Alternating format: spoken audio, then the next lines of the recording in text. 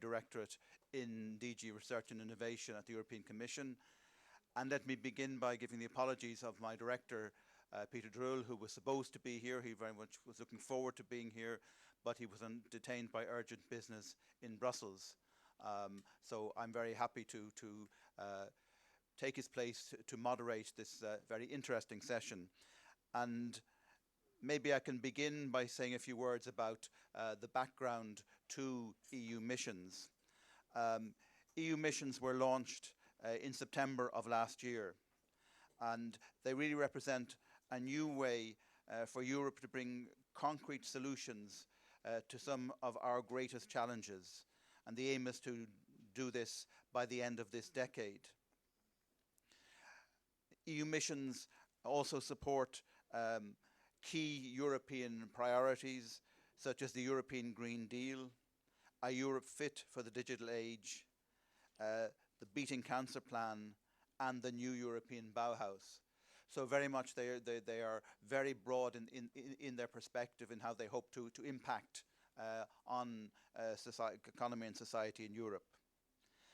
And this really is the nub of EU missions, because they are a coordinated effort by the European Commission to pool the necessary resources in terms of funding programs, policies, regulations, and a range of other activities. And the aim is really to mobilize and to activate public and private actors, including member states, regional and local authorities, research institutes, and indeed industry. And there are 5 missions that have been launched. Firstly, the Adaptation to Climate Change mission, and this is supporting at least 150 regions and communities to become climate resilient by 2030. Secondly, the Cancer mission is working with Europe's Beating Cancer Plan to improve the lives of more than 3 million people by 2030 through prevention, cure, and solutions that allow people to live longer and better. The Oceans mission aims to restore our oceans and seas by 2030. The Cities mission will lead to 100 climate neutral and smart cities by 2030. And the 5th mission, the Soil Deal for Europe mission, is establishing 100 living labs and lighthouses to lead the transition towards healthy soils by 2030. And the distinguished panel of speakers we have this morning are all well placed to give us their insights on the potential for synergies between EU missions and industry.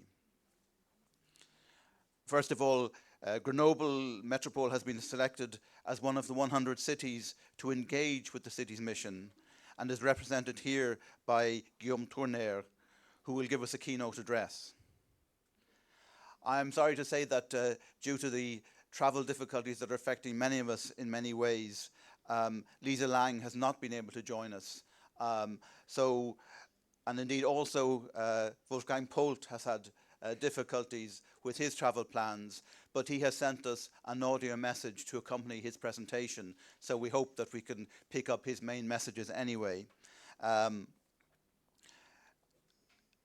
Also, as our conference is focused primarily on the cluster Digital, Industry and Space of Horizon Europe, Angus Orduna will present the perspective of one of the important partnerships under this cluster, the Process for Planet partnership. And I'm also very happy to say, and very grateful to him, that Sergio Fernandez Ceballos has agreed to join our panel for the discussion afterwards, to also bring the perspective of a small member state, Ireland, with regard to the missions. So before I give the floor to our speakers, maybe I just explain briefly how we will work this morning. The session will essentially be in 3 parts. First of all, we will have introductory statements from our speakers. Secondly, we'll then move to a question and answer session between the panelists. And then in the third part, we will open the discussion to the floor and to you, the audience. And for that, we will use Slido to collect all the questions. So I would encourage you to use Slido to put your questions as you hear from the speakers and as you listen to the discussion. So without further ado, I would like to give the floor to our keynote speaker, Guillaume Tournier from Grenoble Métropole.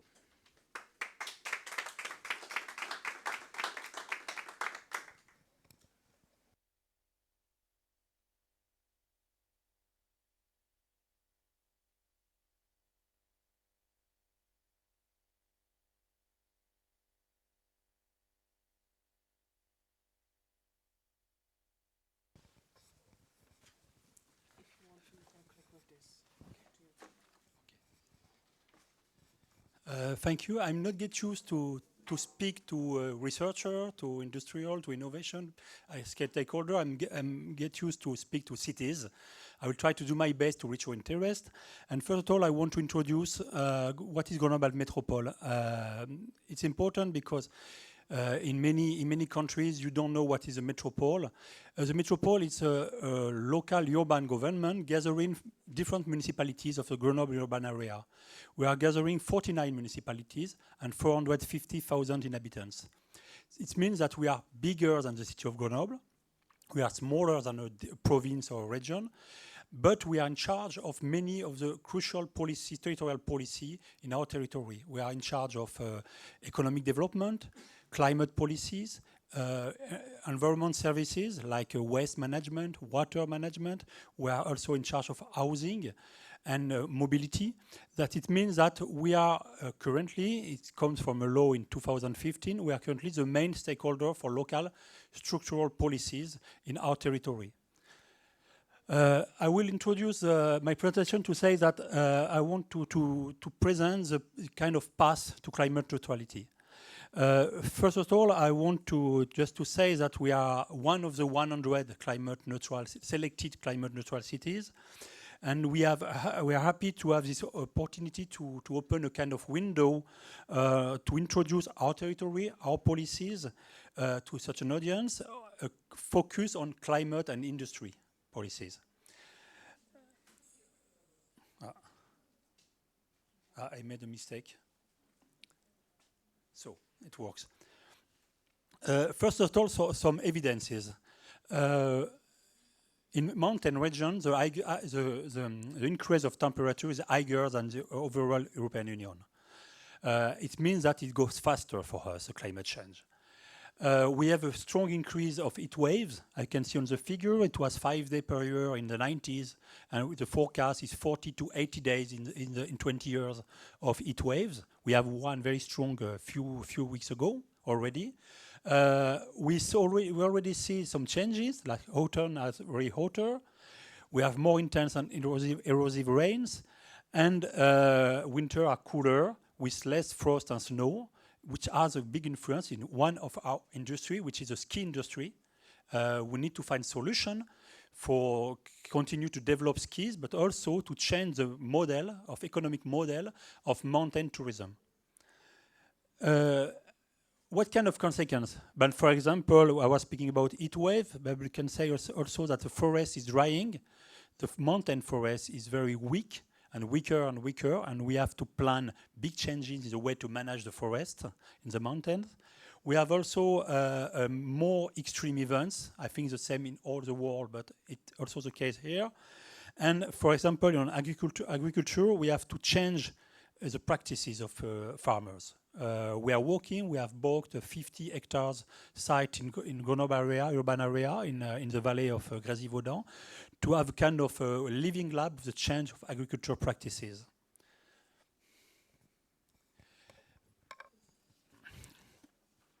As our president of Grenoble Métropole, which I notice is not the mayor of Grenoble, his name is Christophe Ferrari, we have to address climate. We have to act to address climate change, and it's not a matter of choice. It's not a question to choose to address or not climate change. Climate change is a reality which is committing us. That we don't have choice. We have to act strongly.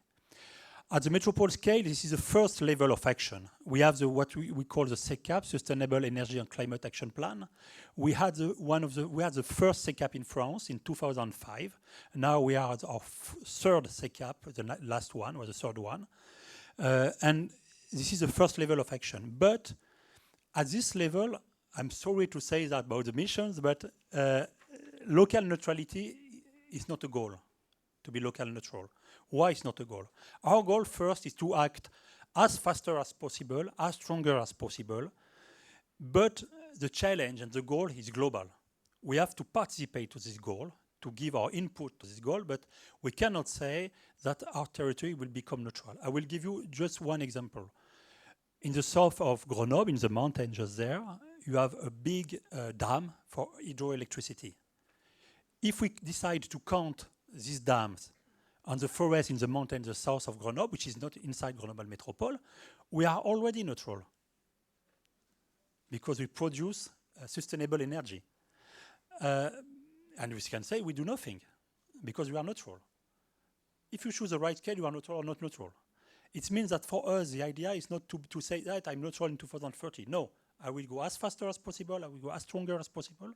And that's what we said during the application, that our issue is to accelerate, to massify action, but not to have this target to become neutral at any scale. This acceleration needs the commitment of all, institutions, citizens, but also civil society, economic actors, researchers, and innovators. This is important for us, and the governance issue is very important for us because the governance issue is one of the key solutions to increase, to develop our policy and to accelerate our policies. And last, ecological transition needs a change in the paradigm. In fact, we are quite sure that we need to invent a new way of living by lowering our carbon footprint drastically. In the same place, we were hosting 2 months ago Eurocities, European Association of Cities, meeting on environment policy, and the subject of the meeting was changing of behavior for the good of the planet. One of the main stakes, maybe the main stake in terms of society change, is how to change our behavior. Our behavior as people in our daily life, but also our behavior as consumer, for example. And this is a big, big stake and big issue. If we look at the SECAP, the 2020-2030 SECAP approved in 2019, it was a Fit for 55 SECAP just a few years before the Fit for 55 strategy. The main idea of this SECAP is to say that the SECAP is now at the cornerstone of all metropolitan policy. In the past, it was not the case. In the past, we had the SECAP, we had the mobility policy, we had the economic policy, and so on. Now, the SECAP is really the reference for all policies. All policies have to show how they address the SECAP objective. But it's not enough, the Fit for 55. That now we are already working on a kind of revision of the SECAP, which will arrive in 2024. And the new stage, which is what we call the breakdown scenario. The breakdown scenario is how to break the curve of the GHG emissions. You can see on this slide, the idea is what you see there. I will show you. It's a current SECAP scenario. We are here.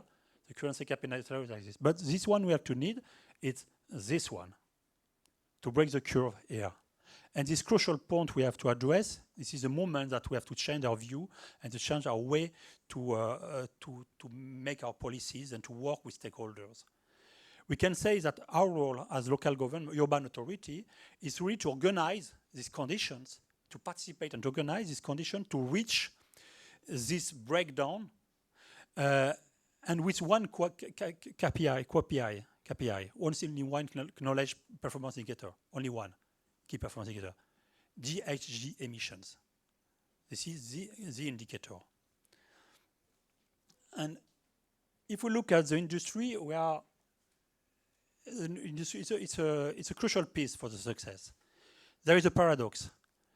Industry is a big part of the problem, but also a crucial stakeholder for decreasing territorial carbon footprint. We can already see that, where you have the big industry there in the 2005 and 2019. And you can see the big decrease of industry. Meantime, for example, decrease of mobility, there is no decrease of mobility in terms of a carbon footprint. In fact, between 1990 and 2019, there had a big increase of mobility in our territory. But the footprint of mobility is the same. It's a kind of success, but it's not enough. And if we look at the industry, we saw that it's really industry who lead the reduction of carbon footprint and GHG emission. I can say on the figure. It's explained both by this decline of activity, which was a reality in our territory too, but also by the optimization of processes and the use of less polluting energy sources. That was important. It was important for the future.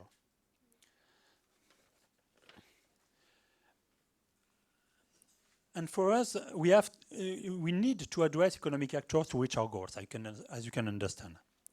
Because local economy must be part of this process by consolidating, developing new actions as project implementers, of course, when they change their process, for example. Also by playing their role in terms of social and environmental responsibility.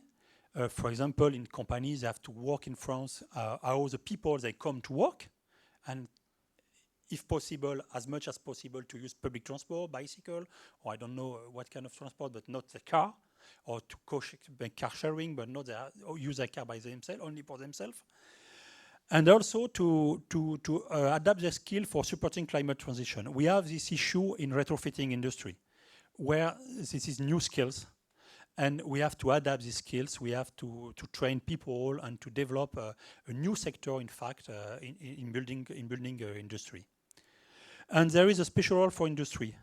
First, as you understand, pushing industry away from the territory is not the solution. It's not a solution because we can do it, but the industry will be in China. The regulation will not be the same. It will not be pollution in our territory, but will pollution in the earth, of course, on the earth. And second one is because we'll have a job problem. And when you have a job problem, you have political crisis, as you know. Our aim is to localize industrial activity, but not every industry. We have to work on what kind of industry we want. And that's why it's a challenge, because in fact, the idea is to move GHG emission from scope 3 to scope 1. Emission down in China for our products, now they have to be done in Grenoble. That's what we want. And I think it's the same for many, many European cities. That's why we need this close partnership involving innovation actors, researchers, startups, and industrial actors. I'm not very good for...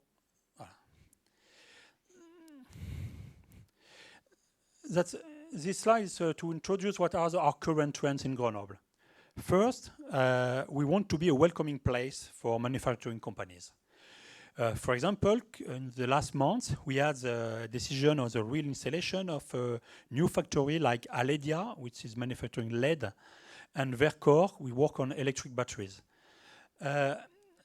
It's important for our economy, first because it's a skills job, but also because our company, what they produce has a positive impact on energy consumption of others.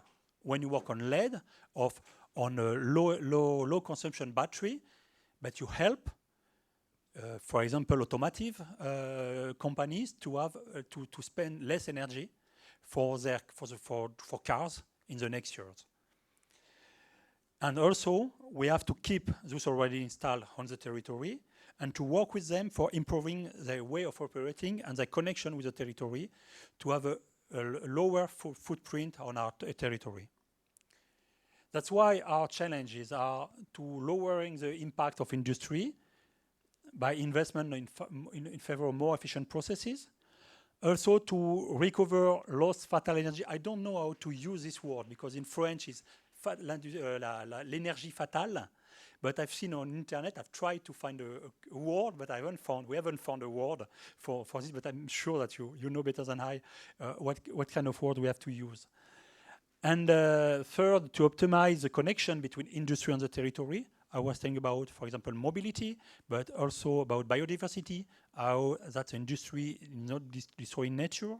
It's important for us, of course, and to find new solutions for a more circular economy, which is a big, big challenge and, for the next years. If you look on the loss fatal energy, which is one of the SECAP specific objectives, there is one specific objective on SECAP on this kind of energy. We cannot say that we have a big potential for increasing renewable and recovery energy. I was speaking about hydroelectricity, that we cannot imagine that to build a new big dam in French Alps near Grenoble to flood the village like we did in the 60s, in the 50s, that is totally impossible. Now we have to adapt, we have to improve equipment, facilities, but it's hard to do that. And the same, it's not a place, Grenoble, when you could build a big photovoltaic farms, because we don't have big plane, and the land, we have few available lands for our development, and it's important to keep it for very important issue like activity like agriculture, forestry, and so on, what is not urbanized. And we know anyway that the potential to recover lost fatal energy is still underdeveloped. We have to work with companies on that topic. That's what we need, this close cooperation with industrial actors. And what is our role in this issue? What we are doing, what we will do in this? First, we are Grenoble Metropole, an industrial actor. We are an industrial actor because we own energy companies. We own not by only us, but there are public companies, public-owned companies. And we are the Urban Heating Network company, the CCIAG, which is producing its own energy, which is 85% green today, and we have the objective to be 100% green in 2025 with a new production plant. With a not a new production plant. We have a new production plant just close at 500 meters from here, which is a biomass plant, and we have to retrofit one, to change one from coal and to wood too. We have the local gas and electricity company, GEG, which is producer and supplier with the objective to be 100% green energy in the close future too. We have a wastewater treatment plant which is producing methane and bio-NGV. Bio-NGV for buses, for trucks is very important for us, and we want to lobby at the European level to say that bio-NGV is a fuel for the future too. And it's not very easy to explain that because it's a gas. But we want to really develop this bioproduction also by, in 2024, a plant on anaerobic digestion using the food waste collected directly from households. We have developed this policy since 3 years ago. We have started this policy 4 years ago. And now, in all the metropolitan area, all the food waste is collected in buildings, in houses. You can also make your own compost, or you can give it to the waste, the waste management unit, and after they produce today some compost, but in the future they will want to produce also methane. But the second role is to support industrial actors. We have a new local economic pledge, and the objective of this pledge is to gather local authorities and companies who have facilities or equipment in our territory. It could be industrial company like Soitec, Vancorex, Air Liquide, or many others. It's also the CEA, which is part of this process. And we have also banks, local banks, regional banks, who are part of this local economic pledge, because of course, as you know, that we need money to reach our goal. And the idea is to work together on the resiliency and the attractiveness of our territory. It's a new project. It's an idea that which was developed this year. It's the idea, we saw the same kind, maybe you know, it's in Tallinn, in Estonia. The idea is to think global, test in Tallinn. And this is the same kind of idea, is to say to startups, to local companies, to research actors, to come and to propose an innovative project to test in real life in Grenoble, to promote the emergence, the maturation, or the endorsement of breakthrough innovation.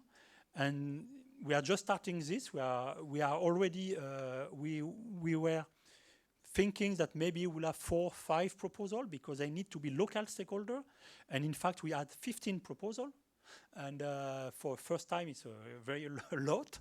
And we are thinking how to introduce this. The idea is after to test in connection, for example, with mobility policy or with waste management policy. We have also the role of clusters, in particular Accelera and Tenerdis, because they are very strong in Grenoble and they are very helpful for us, and they work to support startups and SMEs in their development. We also have an initiative which is what we call the Sens Industrial Park. It's at the south of Grenoble. It's a place where you have this industry, for example, Aledia is installing in this place, but you have chemical companies in this area, and we want really to have a kind of to redevelop this area by having a kind of community management of the idea. It's a long process, it's a hard process, but you are starting to do that to work with this company. For example, the idea is to work on a connection with heating system, a central heating system, to exchange energy, to work on fatal energy with them, for example. And we have a forthcoming circular economy strategy. There was a steering committee last Friday who decide the kind of action we want to do. And the idea is to support economic actors in their transformation. And at last, we have for example, I give you some example, technical support for SMEs to reduce their energy consumption. It's called a Murmure initiative. Murmure is a global initiative for retrofitting, but not only works for retrofitting, also working on processes. And the Murmure system was only for condominium in the past, is not open to tertiary company, and maybe in the future for small industrial or small handcraft companies. The idea in all this initiative is to say that our territory is committed to cooperate to develop cooperation between economic actors, but also with the local government and economic actors. And the idea is, of course, to accelerate the transition. And if I could, as a conclusion, because we are in a European conference, to give you some few words that we are working on European opportunities. We are currently finalizing an application on Interreg Alpine Space focused on industrial ecology. With this South Industrial Park, the idea is to develop initiative to think, to design, and to develop initiative in a way of to circularize the economy of this kind of industrial area. We are working with Italian, German, Austrian partners. We have also the new ERDF framework, where to fund some of our action, of some research action or industrial actions. We are happy to have in Grenoble, in Grenoble area, the Just Transition Fund. There is only 10 departments in France who are eligible to this fund. Our department is now eligible. And the idea of Just Transition Fund is to decarbonize industry with fund for industrial, for research, for us. And for example, there is also ESF fund for developing skills for retrofitting and so on. We'll develop some activity like that. And at last, just to tell you that in Grenoble Metropole, we try to be as much as possible in Horizon Europe project.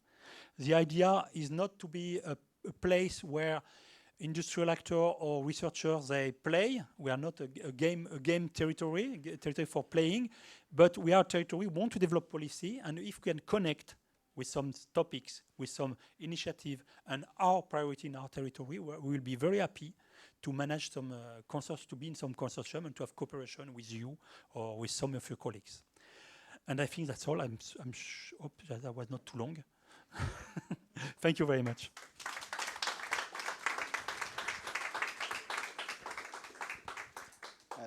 Thank you very much, Guillaume, for that very detailed description of what's happening in Grenoble under the city's mission.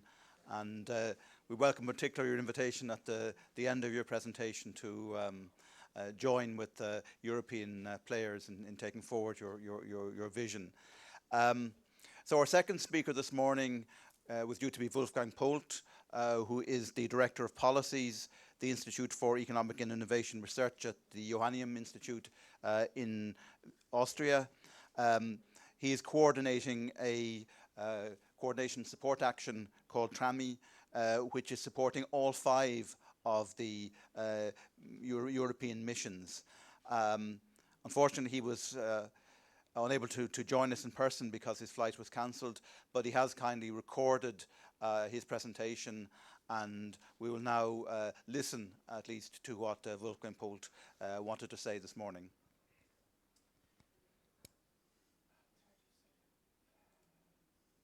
And in the meantime, don't hesitate to put your questions on Slido using the hashtag INDTech2022. Hello everybody, my name is Wolfgang Polt and I would have very much liked to be with you today, but turmoil in European air traffic has kept me from doing so. Hence, I nevertheless hope that I can contribute to this debate about a very important topic, which I think goes to the heart of our policy approaches that are currently being developed in Europe as a response to the multiple even existential challenges that we are facing today. In this presentation, I will argue that first we need a new policy approach like niche-oriented policies, which are much more directional and goal-oriented than the previous policy approaches. Second, that these approaches can and should be aligned with other new strands of policy developments, especially the revived attempts to establish a new industrial policy in Europe. Currently, we are in a phase of experimentation and learning on how to best implement these new policy approaches, and we have to learn quickly to meet the challenges that are confronting us. And for a successful implementation of missions, we need a new coalition between governments, businesses, and the society. Next slide, please.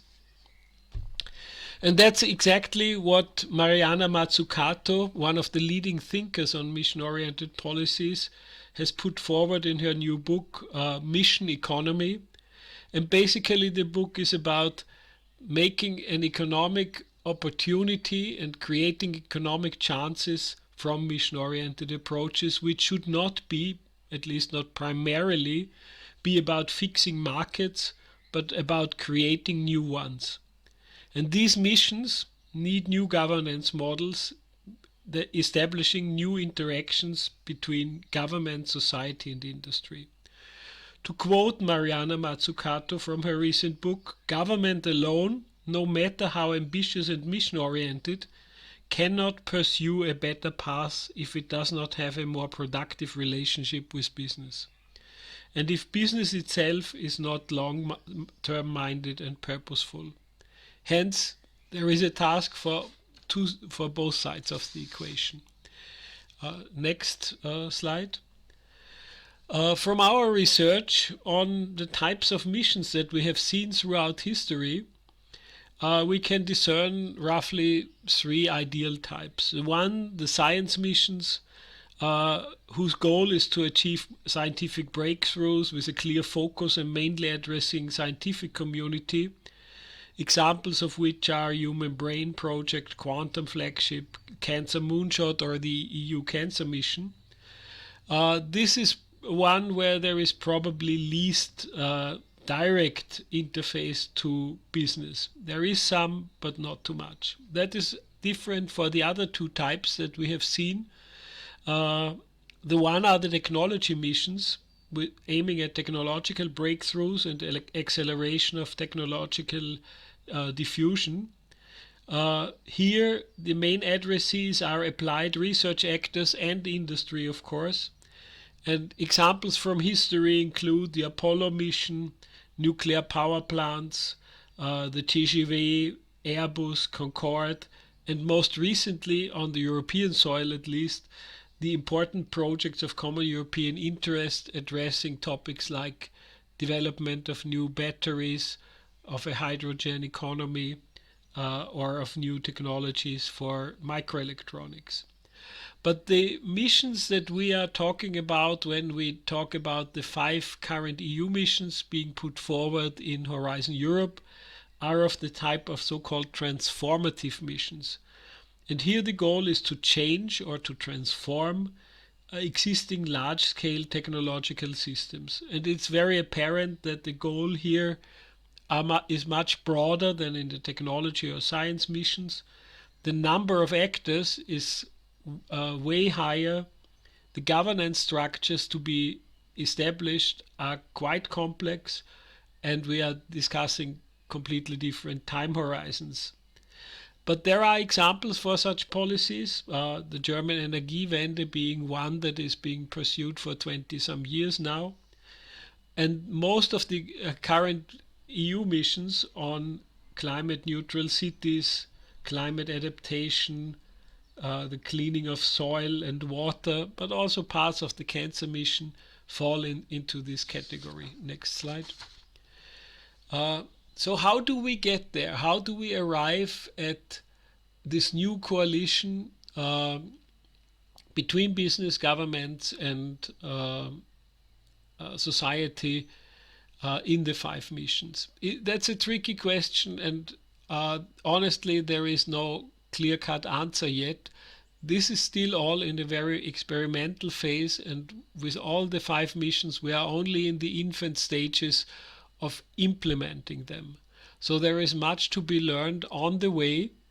I highlighted here some potential interfaces for enterprises in the 5 missions, which have to identify their stakeholders and communities they are working with. They should involve all stakeholders in this co-creation process, and certainly business could and should play an important part in this. And you might also want to address me through our project, which is the TRAMI project, which stands for Transnational Cooperation on the Mission Approach, which aims to help the 5 EU missions in the ways to identify their stakeholder communities, the way to set up governance structures, and to choose the right instruments by addressing these communities and achieving the targets. And again, there are some potential interfaces, as we are also looking into how partnerships and cooperation should be established on the regional and local level between a great variety of actors.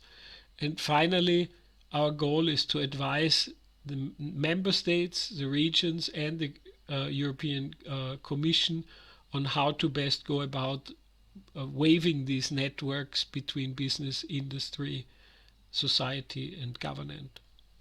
Next slide.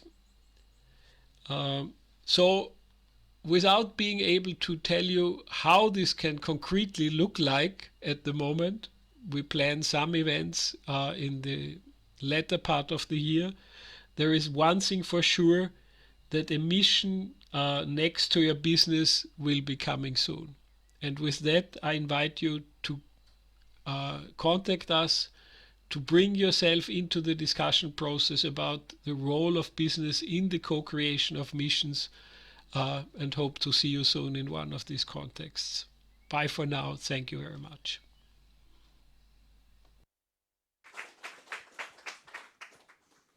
Well, we're all very grateful to Wolfgang for having taken the trouble to record his presentation. As I mentioned at the start, unfortunately, Lisa Lang has also fallen victim to the travel problems that there are, and she cannot be with us. So we will now focus in more on Cluster 4 and the relationship between industry and missions.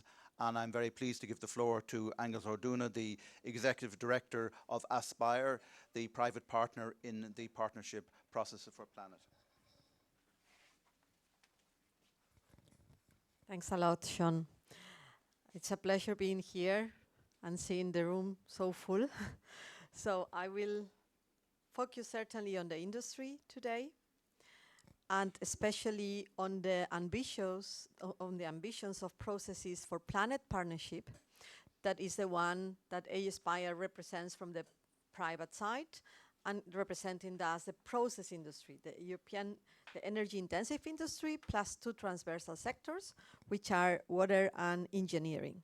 So we have developed a very ambitious strategic research and innovation agenda, 2050, and then here we have identified three challenges, and we have developed three ambitions linked to these three challenges. The first one is, so our impact is high. There is a high impact in climate, so we need to move from 700 million tons of CO2 emissions to the net zero emissions scenario, and that is a very big ambition. The second one relates to the linear use of resources. So we need to move from 2,500 million tons of waste to near zero landfilling. But as we have listened today also from Guillaume, we have a water problem, so we also need to go to the near zero water discharge. So these are the big ambitions. But the third one is competitiveness. I cannot imagine having jobs in Europe if our clean factories will not be competitive. They will close. So they need to be both clean and competitive. The process industry represents in Europe around 20% of the jobs. So we really need them to move to be globally competitive again. And the target here is that their GVA grows quicker than the EU GDP. That's a very high ambition also for the process industry.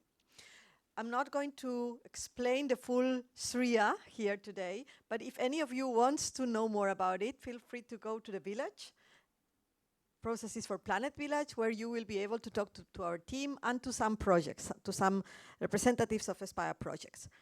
So let me move to one of the key initiatives in Austria. We have two. One is the first-of-a-kind plants, which are very important and at industrial level for the first deployment of the solutions to decarbonize the industry, to reduce the CO2 and GHG emissions. But then we have also this initiative, the Hubs for Circularity. What is the seed of this initiative? The seed is that the process industry are the basis. They are the ones that are capable to reintroduce in the industrial system bulk amounts of secondary resources. So bulk amounts of waste which are transformed into secondary resources that can be reintroduced in the system. We talk always about real circularity, not about full circularity, and there is a reason for that. So there is waste that can be reintroduced. There is waste currently that cannot be reintroduced without creating a major damage to the environment, and this should not happen. It needs to be clean also.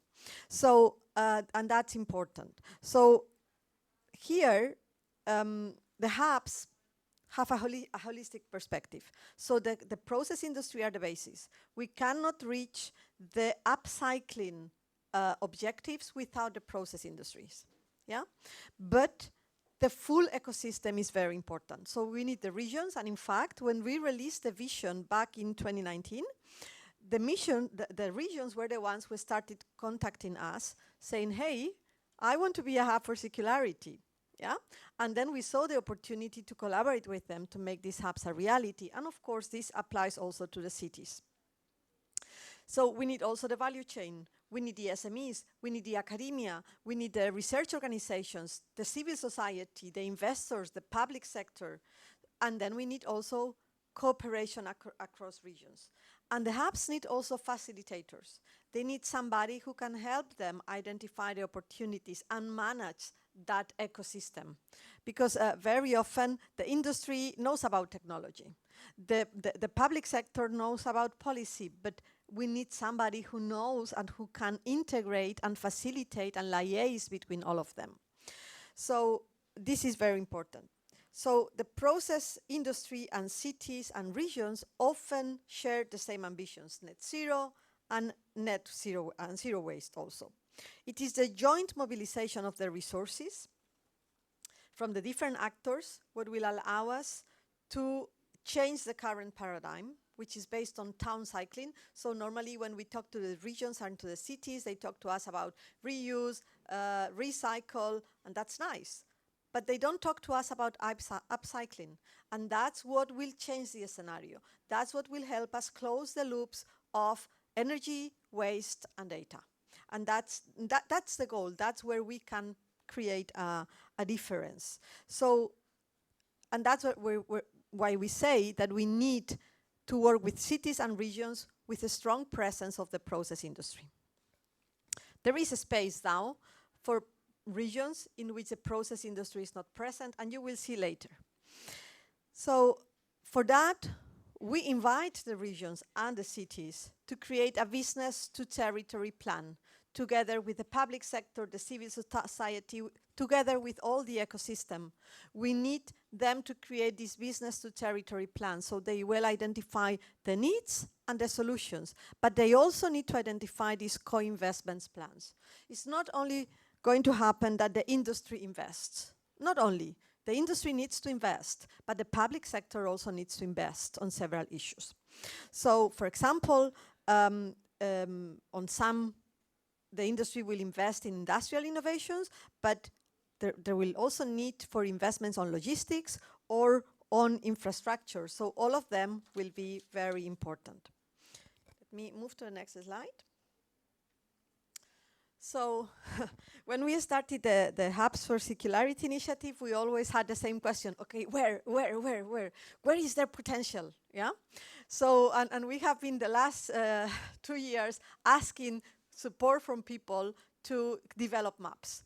So here is one map developed by the JRC, which is also published in the ERA Low Carbon report. And so this is, here it shows where the process industries are. It's not all our sectors. We have 10 sectors. And even, for example, in some cases, we would not divide them like this. For us, fertilizers are within chemicals. For us, in Aspire. But then it's part of them. So it would be great that we end up having a map where we have all the energy-intensive industry sectors, at least, and not only in Europe, but also in the associated countries to Horizon Europe. That would be fantastic. And then, but we can see here that they are all around Europe, not in all the regions, but in all the countries mostly. And that's important. So this can help achieve this real circularity through a multiplied upcycling practice. And that would be a quantum leap towards the circular economy in Europe. But let me show you another map onto this one. And that's a map of the cities of the mission. We have not listed all. We did not have enough space. But at least you can see a representation. So if we add the map of the mission cities, then we see that they are, many of them, in areas with important industrial presence, and in many cases, presence of the process industry. So we really see a huge potential for collaboration with the mission cities through the Hubs for Circularity. And we see, for example, another map that I will not present today. I will present in the afternoon in the Hubs for Circularity session. So if you want to know more about it, you can go there. That has been created by the University of Ghent. They also have clustered the industrialized areas, and what they have seen is that when there are industrialized areas around cities bigger than 100,000 inhabitants, they present a larger concentration of emissions. So that provides, again, a higher potential for the Hubs for Circularity collaboration with emission cities. Let me show you a third map. This is out of Processes for Planet SRIA. And then you see here that we have several waves, or several, what we call the corridors. So what we see, this is a dream yet at this stage from Aspire.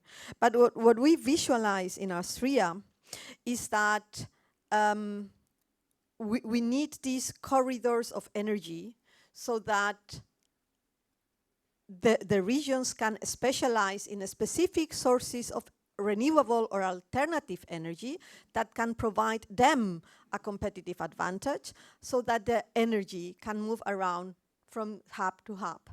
So that's where we see also the importance of the regions where the process industry is not in. Because the collaboration across hubs needs to be a reality, and across regions needs to be a reality. Just remember that one of the drivers of the process industry is electrification to reduce drastically CO2 emissions. So we need bulk amounts of renewable and alternative energy, including hydrogen, available at affordable prices. We are not yet there. Clearly, right now, in the current scenario, we are not yet there. But we need it. So this map shows this vision, and we see this potential for Europe. It would be great, because I saw in Aspire for the hubs, we have also defined the European Community of Practice, and we have now 2 new projects that should build this European Community of Practice. But I hear the same from the missions, that they also want to build a community of practice. It would be great that this mapping of the potential on the energy sources and on the energy streams could be developed. Then what is the relationship with the missions? So we have 3 pathways, 1 per each vision, and to each pathway we have attached several innovation areas and several innovation programs.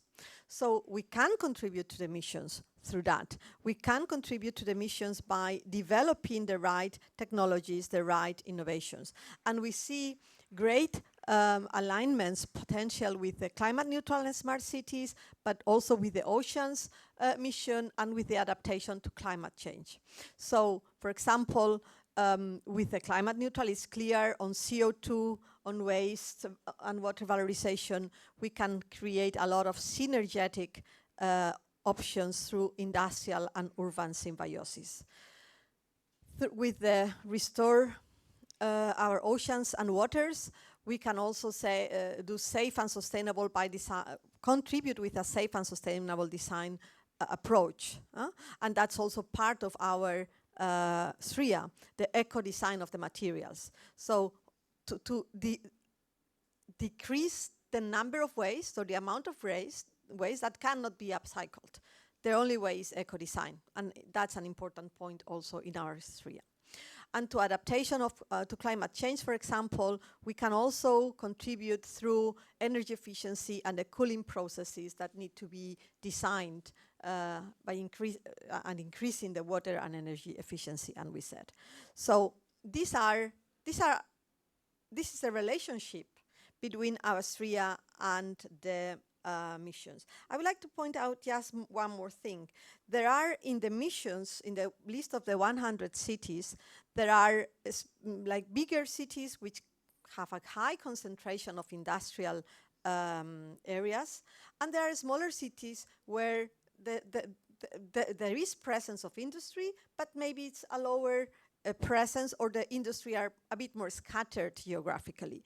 So they both can become hubs of circularity, but they need to have different strategies. So we see cities in big industrial areas can generate a high level of synergies and develop integrative hubs for circularity with many symbiotic potential, not only within the region, but with other regions, interregional symbiotic potential. With smaller cities, they can focus on more smart, specialized hubs for circularity, including the value chain they have, and then also interrelate with the bigger ones so that they can exchange these waste streams or energy streams. So I'm going to give just some examples. Grenoble is a clear one because Grenoble is hosting us today. So I'm not going to explain about Grenoble because Guillaume has done it, and I would not be able to repeat what he has said. But I would like to give an example, 2 examples in fact in this case, on what the process industry is already doing here. So the first one is the Arkema plant. So they have an emphasis on modernizing the plant. And then they also, so they have developing a new type of technology that avoids certain types of waste and residues. But then also the company has an interesting initiative to set dialogue with the cities, which is called the terrain d'entente in French, so the field of understanding Yeah, and I think that could be a very interesting model, of course, for Grenoble to talk to Arkema, but also for other cities to talk to other companies. A very interesting one also here is the Solvay's Urban Energy Partnership with Grenoble. So what they have done is they have connected Solvay's energy plant in Pont-de-Claix to the urban heating network of Grenoble through a 3 kilometers long pipeline. And with that, Solvay will provide electricity to Grenoble, but also to the French national grid. And at the same time, they will ensure the sustainability of its energy production assets, and they aim to reduce greenhouse intensity by 40% between 2014 and 2025. So that's a great contribution, a great example of what the mission city should achieve with all their companies, for example. So let me talk about Antwerp. So Antwerp is one of these points in Europe, which is a cluster, a hub in itself. It has the port, which connects Antwerp, Rotterdam, Rhine-Ruhr. It's connected also via pipelines, railway, and waterways. Antwerp is also linking hubs with the smart delta resources, or the trilateral strategy that works with a Flemish region, but also with the Netherlands and with the North-West Westphalia in Germany. So it's really an inter-regional collaboration here. Then here, there are many opportunities for urban industry coupling, and I will focus on one. This is BASF and Air Liquide. It's a CSS project. It's the world's largest cross-border CSS value chain. So what is this? So here, what they aim is to greatly reduce the carbon emissions within the chemical cluster of the port of Antwerp. It's a project called Kairos at Sea, supported by the Innovation Fund. They aim at cutting 14.2 million tons of CO2 emissions in the first 10 years of operation, but very importantly also, they aim at afterwards scale that and roll out similar processes with other companies in the area, like Total, ExxonMobil, Borealis, or Ineos. So these are the types of initiatives that are very important. We see Antwerp as one of these potential lighthouses of hubs for circularity to guide other cities. Oh, sorry, that was too quick. But there is also potential for hubs of circularity in Eastern Europe. So here we have taken the example of Krakow in Poland, who, I mean, it's not so evident that Eastern Europe is developing aspects or initiatives for climate. So that's why I think this example is very interesting. So they have this emerging portfolio to scale actions towards net zero by 2050, including the climate quarter, or the transformation of an industrial area into multifunctional green city. So that's what is important here. And we have two companies of Aspire, Cemex from cement sector and ArcelorMittal from steel sector, who are working on supply chain routes that can be used to create connections between the different sites. I'm not going to focus on the technical aspects here. Also, I see people from these companies here, so I don't want to step on their shoes. But I would like to point out this example because it's a clear example of when the companies can be scattered. So in the case of cement companies or lime companies, they are often not into big industrial clusters. They are often a bit separated because they need proximity with the quarries or because of other reasons, right? So, but nonetheless, these factories can become very attractive to smaller companies and create hubs for circularity. Then they need to consider a wider geographical area, not a smaller geographical area. They need to consider the value chain, and again, as I have said before, they need to consider these aspects in relation to smart specialization. The last example is Zaragoza. So the mayor of Zaragoza is very active together with the industry, for example, pulp and paper and chemicals, to actively develop circularity projects. And that is a great news. So they have very good initiatives, like, for example, this energy community with several companies of Merca Zaragoza. So it's affecting the full value chain. It's not only the process industry, as you see, but it's also, they have also, for example, this solar neighborhood, which is also a very interesting initiative. And then here, what we have identified, they also have an industrial technology park devoted to recycling, and we have identified here a huge potential for industrial urban symbiosis with the process industries. And we signal Circe here, which is one of our members also, is an RTO, because I think it's also important to highlight the relevance of the role of the RTOs in developing the hubs of circularity, because they can support and they can play an important role too. So this was it from my side, just to invite you to do a pledge for planet. You can scan this QR code. You can send us your pledge for planet until today midnight, and we will be happy to welcome you at a Processes for Planet Village tomorrow at 10 for a morning coffee for the planet. And what I can tell you is that the most ambitious pledges will have a gift. So come and see if you have a gift.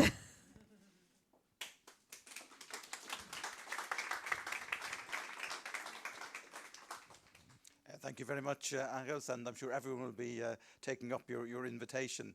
So now we'll move to the second part of our session this morning. So I would invite Angels and Guillaume, and also Sergio, providing a member state's perspective on the missions, to join the panel.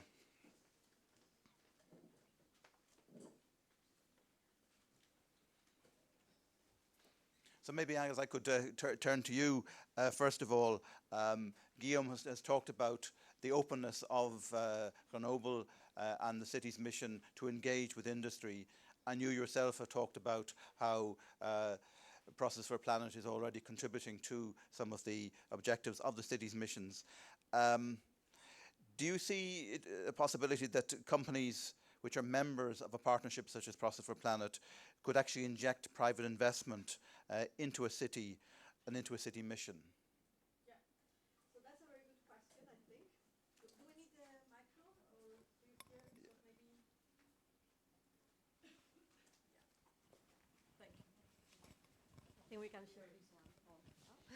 But if not, the ones at the back would not be able to listen to us. So that's a very important question. I think certainly industry will contribute. Industry is ready to invest. I was talking yesterday to a director of one of my member companies, and he was telling me we are not afraid to invest. We are indeed looking forward to invest. The question is that it needs to be the investments needs to be linked to competitive actions. And then it's also important to understand that not which are the investments that need to come from the industry and which are the investments that need to come from other. I talked before on the co-investments. So when it comes about logistics or an infrastructure to sort out the waste in a way that then it can be upcycled, this can partly be an investment from a company, but it certainly will require public investment. So I think the companies are really investing in a full decarbonization, and it's not just, they have always done it, yeah? This person was telling me yesterday, we have always done it, we are just accelerating, and we don't have any other way to go, because otherwise we will lose competitiveness. So they are already doing it. But for example, if they need, as I was saying, a special way to sort the waste, this will need public investments too. Yeah, if they need special infrastructures like pipelines, this will also need public investments. So it needs to be really a co-investments plan. Yeah, thank you, Sean, for the invitation. And I'm the one with no slides or presentation or anything, but let me introduce myself. I'm Sergio Caballos. I'm one of the national delegates in Ireland for the Horizon Europe network. And I'm based in Enterprise Ireland, which is a government organization tasked with the development of Irish indigenous companies in external markets, and we do that via innovation and exports, and is where all the national support network for the European programs is based for industrial processes.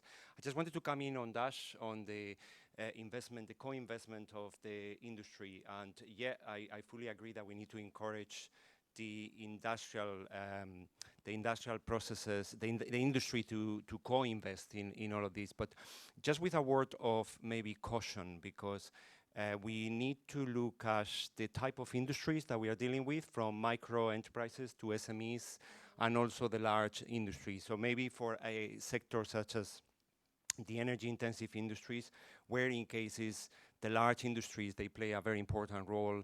In relation to some of these EU programs, such as the missions, again, I like to just put the word of caution there in the engagement of the SMEs, for example. So they are not discouraged of participating in these initiatives if, for example, some of the funding rates are cost to an overall industry, and everybody's bundled into the same industry. So not the same for SMEs. Maybe we can look at it in a different plane for large industry.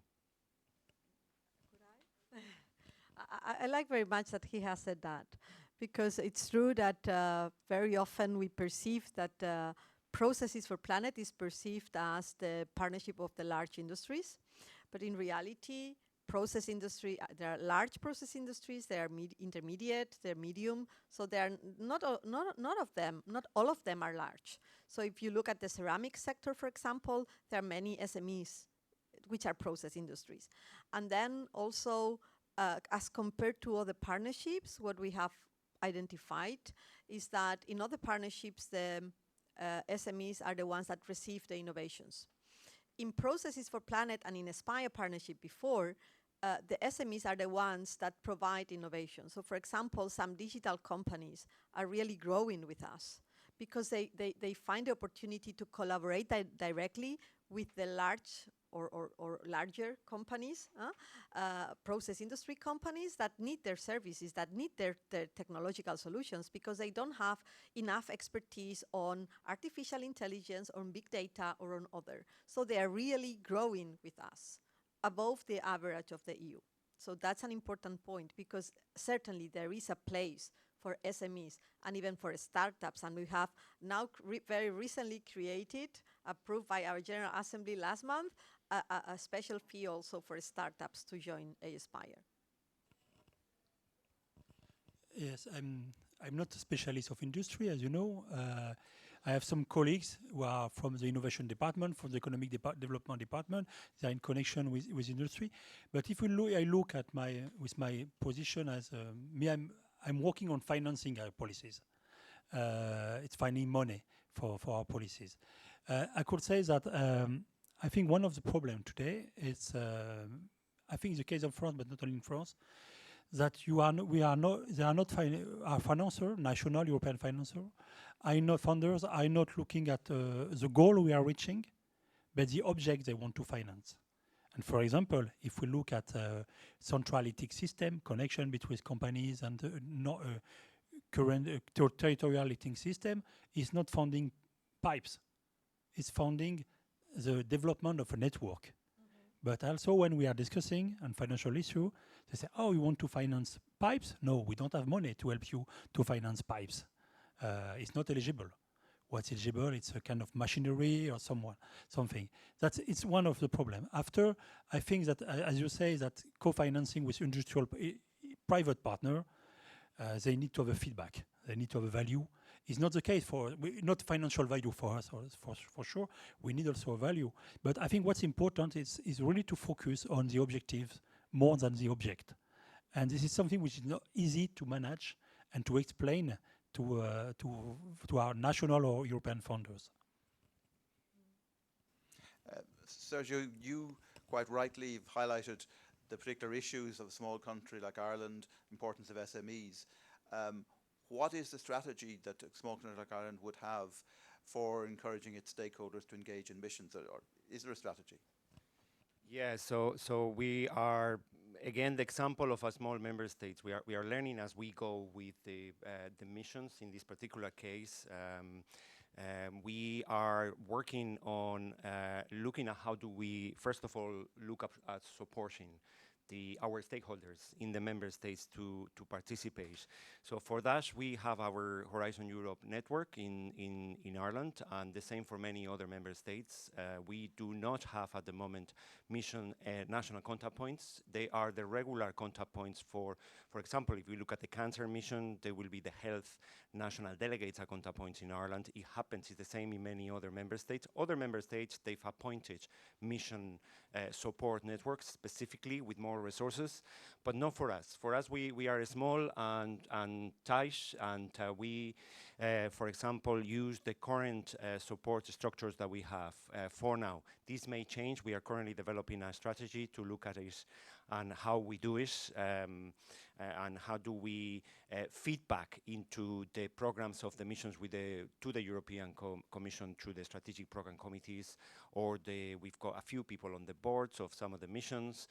So that is the structure. So in a way, yes, we are small, but we are all quite well connected. So that's the beauty of it. But then again, resources are limited.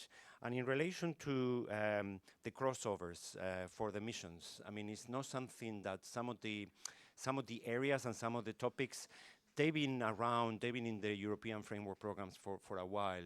Yes, we had the Mariana Mazzucato booklet and the books and the story that we had from the previous commissioner, but we were working on cancer research. The European Commission was working on cancer research for a very long time, and the same for climate neutrality.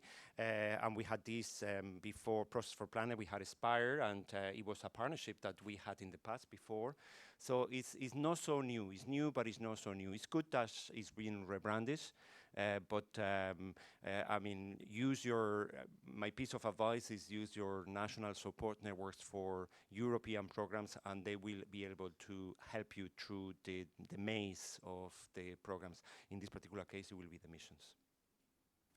Okay, thanks. I think you make a valid point that we're building on what's there already, and of course what the aim with the missions really is to have greater focus on these areas and a more coordinated approach across programs and funding mechanisms and so on. Guillaume, maybe I could turn to you.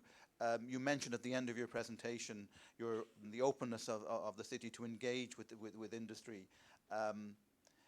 Do you see an opportunity, having listened to what Angels has said, an opportunity for you in preparing the city mission to actually engage with the European partnerships? It's hard to answer this question because we had we have discussion before deciding to apply, because we did not know, and we don't know still exactly what is the mission about, the 100 climate neutral city.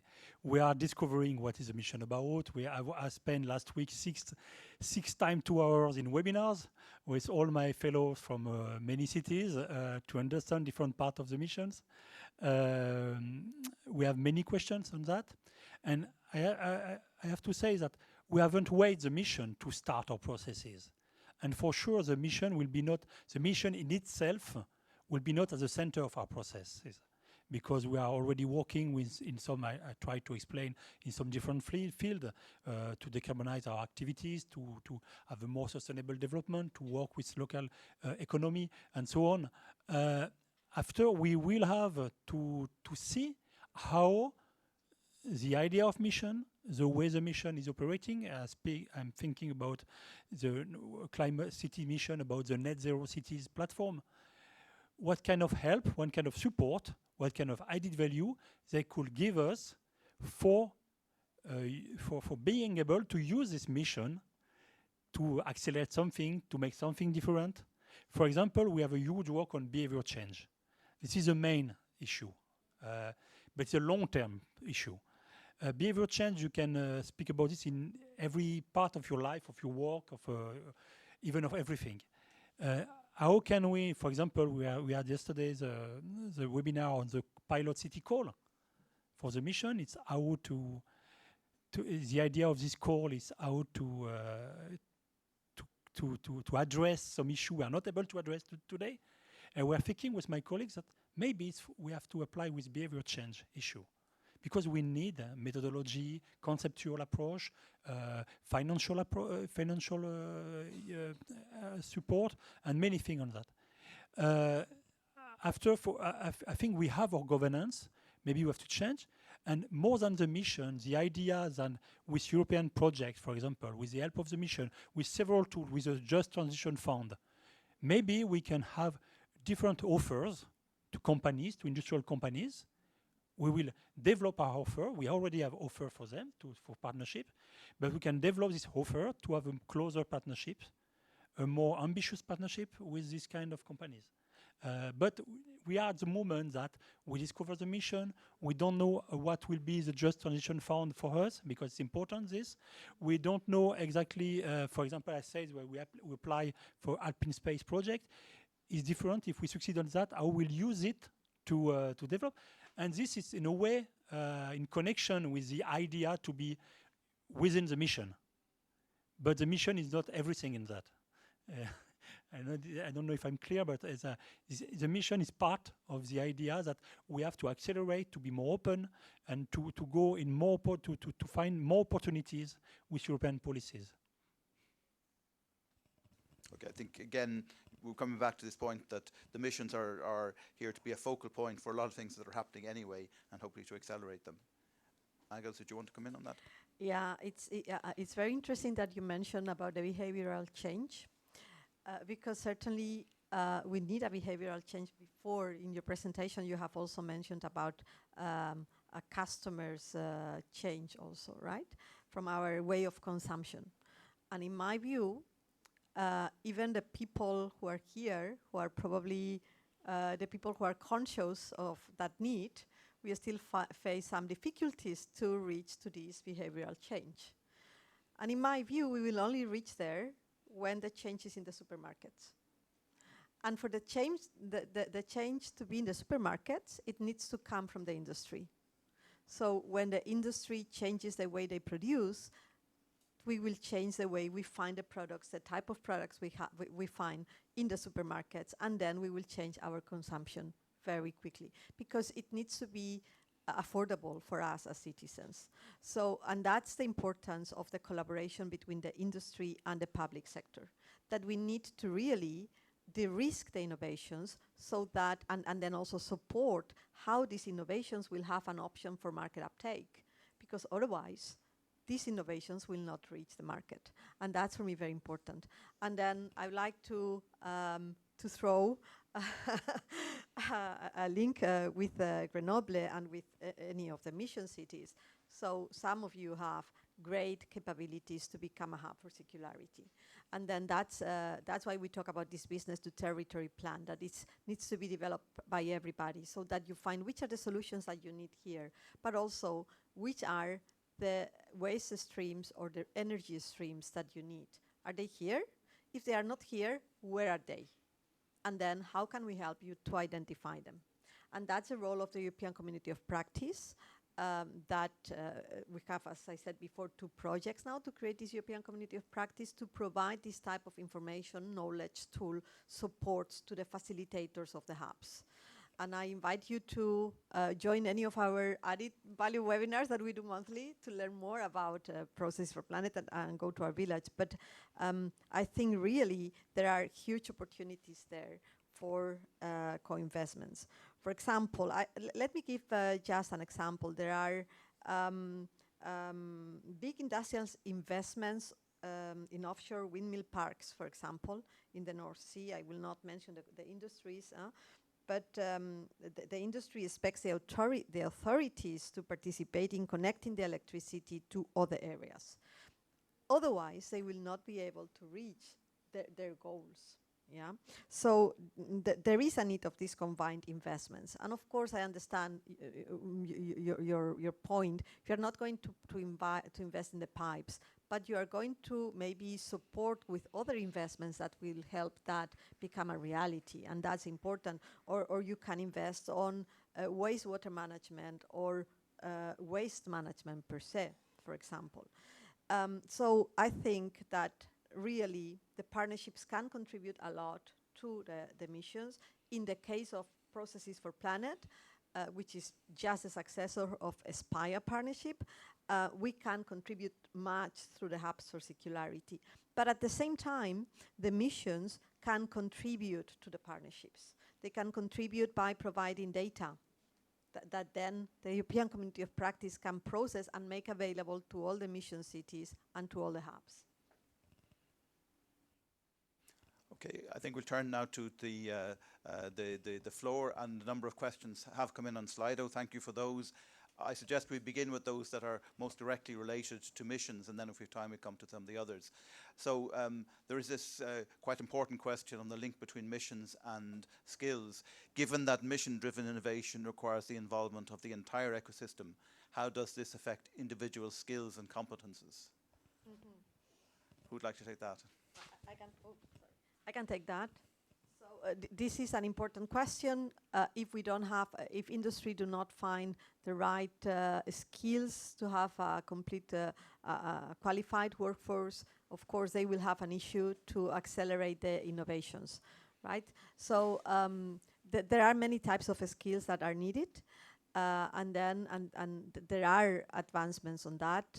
So the role of the facilitator for industrial urban symbiosis is like a new profession that is out there that our projects are identifying. For example, all the SPIRE projects need to identify which are the different skills, but then also we have a project which is called Aspire Size, which is supported by Erasmus Plus, not by Horizon Europe or by Horizon 2020, that is identifying all the skills related to industrial urban symbiosis. And digitalization is one of the biggest skills that they need, for example, in our case. Okay, thanks. And there's another question which I think we could spend the whole day discussing. How do you make missions known to the general public? Guillaume, how are you dealing with this in Grenoble? We don't. For the moment. We don't know. There is many reasons. First, we don't know where we go yet for the moment with the missions. That it's hard to communicate, except to say that our president has made a post on Facebook and Instagram saying, yes, we are winner. In fact, in the city of Lyon, I know that they have posters in the city to say, on Marseille, they are happy to be part of this mission, but for the moment, that's all. You have to understand that, especially in Grenoble, I was discussing with one colleague just before, institutional communication of Grenoble Metropole is really focused on citizen, and really focused, for example, of helping people to understand how to change in their behavior, how they can address things. It's not institutional communication saying we are winner of this, we are winner of that. So we will. It's very hard to communicate on this topic, and I'm not sure that we will communicate on the mission in itself. Of course, for sure, what they communicate, it's a communication of the path to transition. That's for sure. Our politician, our official communication. You see the mayor of Grenoble just before. It's the same. Our way to change, our way of changing. That is the way we are communicating today. Yeah, I'm just going to add to that, because I think you mentioned that at the start, it's quite blurred, this particular strand of programs and money. What I would say is that you should, if you want to learn more about this, get in touch with your national support network for the European programs. In each of the member states, you're going to have one. They are all, if you just type on Google Missions EU, you'll find the website, and in there you're going to see supports, and it will redirect you to the national agencies, the innovation agencies in your member states or your countries, where you will find who is your national contact point for the missions. However, you know, at the moment, this is we're more or less learning by doing. It's a new initiative. It's just we are kicking it off. It's starting. So what I would say is just bear with us a little bit more. Just see what is around. I mean, in the case of Ireland, we have two cities, as you put up there, Dublin and Cork. They have the same questions as you. We have the two city councils, and they're looking at us. So what next? What's going to happen? What do we need to do? And for that, we are looking at the Commission, ourselves as the national authorities, but we'll get there, I suppose. Okay. Maybe I should add that for us at European level, we're also trying to communicate widely on the missions. Very significant that the launch of the missions involved 6 different commissioners, and we've already seen that the missions have attracted some interest in the citizens' assemblies of the Conference for Europe, so that we've been using that as a way to reach out directly to the general public, and in the town hall meetings that commissioners and senior commission officials hold right across Europe. We will also be using those to communicate about missions. And we hope as time goes on, the critical importance of the 5 areas of the missions will in themselves attract interest from the general public, so that we can build the approach in that way. So definitely a very, very, very important point. I see a number of other questions here, but they are rather directed to individuals on the panel rather than the missions in general. So I think as time is catching up with us, maybe we'll bring this to a close, unless there's some burning question that somebody in the audience would like to raise. If not, I would just not attempt to summarize our session this morning. It's been very rich.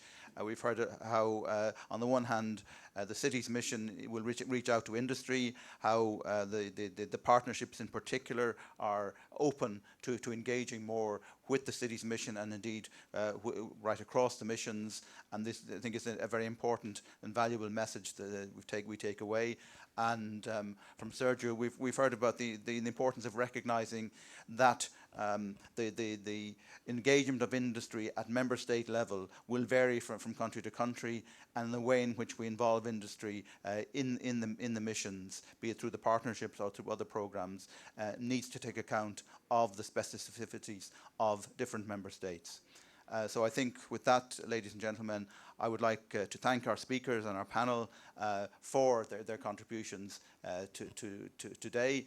And one housekeeping message before we bring this to a close.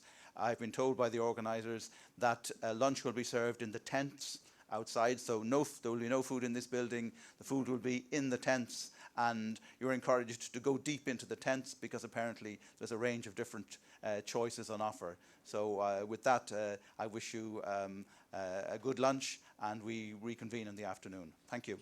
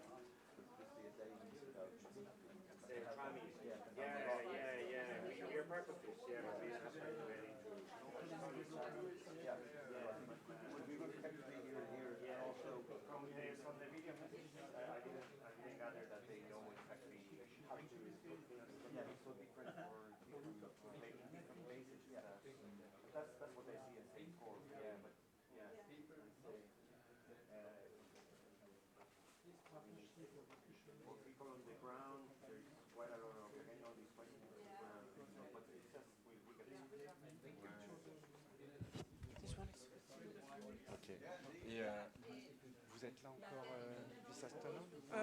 Most probably it will be me.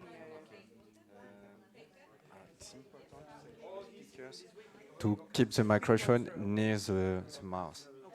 Because I can't push up too much the volume It's you going have through, heard when yeah. I try to say. Thank you very much.